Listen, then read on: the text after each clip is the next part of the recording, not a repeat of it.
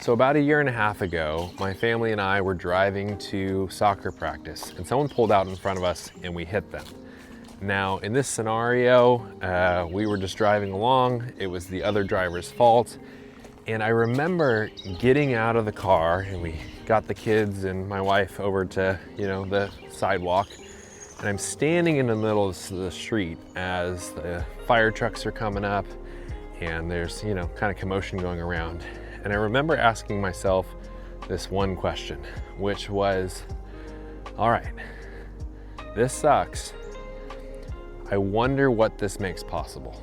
I wonder what this makes possible. And I asked myself that question because a mentor at the time had introduced me to the concept of the difference between a victim mindset and what I now call a victor mindset. So a victim mindset in this experience would have said, why me?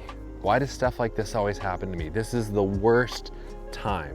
And instead of going into that victim mindset there, because I was obviously pretty frustrated that our car ended up being totaled, I asked myself a different question because I was trying to rewire my brain away from a victim mindset. Because a victim mindset, in my experience, I was sitting down with coffee with a friend this morning and we had worked together and met together with a men's group for 9 months. And we went through a lot of different ideas in the realm of the focused father framework.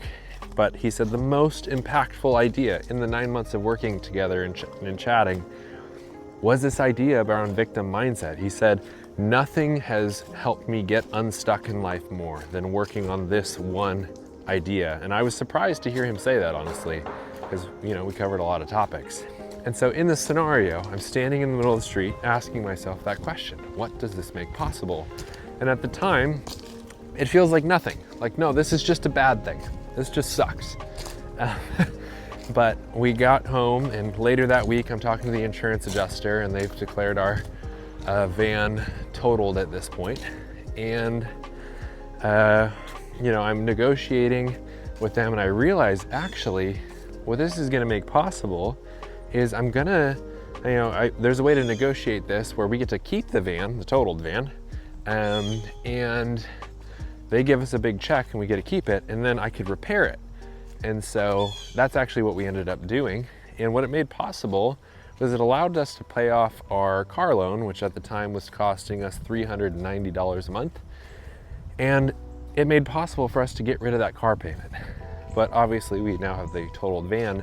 But I had a friend who knows some things about cars and he looked at it and he said, Hunter, I don't think this is too crazy. Like you've got a cracked radiator in the front and an AC condenser and you got to replace the seat belts. But I think you might be able to do this. And I said, this might make possible me learning how to work on cars because that had always been kind of a nice poetic, cute idea to me. But I kind of just didn't think of myself that way. Like I always thought of myself, I've made most of my money doing digital marketing. I'm not really a car guy, but this might make it possible for me to have the opportunity to, kind of learn how to wrench around. And no real car person actually says that. But then I started watching YouTube videos and I bought some tools and we ended up spending about $2,000 in supplies and parts. And over the course of 2 months, I did what according to the insurance company would have been, $12,000 to $14,000 of car repairs. And so it made it possible for me to learn that. And now we've come down the road and it's now been a year and a half from that time. And only from here, because I asked that question standing in the middle of the street that day, that we've gotten to this point, that now we're in the position of, I'm looking for a new car for myself to drive. And the car that I've wanted for a long time is a really boxy 1999 Jeep Cherokee. They're cool, they're kind of retro and vintage. I've really wanted one for a long time, like 5 or 6 years now. But the reason I haven't gotten one up to this point is I've always been like, these are old cars. I can't afford, how much it's gonna cost in repairs for someone to fix that. And then it occurred to me the other day, I did some more repairs on the van recently, just like some maintenance stuff. Replaced the spark plugs, that sort of thing. And it occurred to me, you know what? I actually could get that car now because I've actually watched enough YouTube videos and done enough car repairs that I think I could actually get my dream car, which is this 1999 Jeep Cherokee. And so now we're beginning to put that into the budget and planning early next year to purchase that car. And I'm standing here thinking, wow, I'm so glad that I took that choice or took that action and asked myself that question of what does this make possible? Because it's now led me to this point. And I wanted to encourage you with that next time you run into a situation where you feel like life has thrown you a curveball, ask yourself that question. What does this make possible? And at the time you'll feel stupid probably saying it. It'll be kind of an annoying thing to say or a question to ask because you're like, clearly this makes nothing possible. This is nothing but terrible.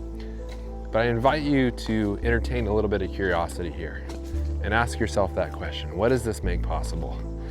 And if that one doesn't resonate, the other thing you could ask is, what choices do I have? Because in that scenario, you often feel like you have no choices or no control. But you can stand where you are with that current challenge or situation and say, what choices do I have here? What other options do I have? So this is the #1 way to begin to rewire your brain from a victim mindset that keeps you perpetually stuck and start adopting a victor mindset that allows you to start making progress towards your goals and building a life that you enjoy.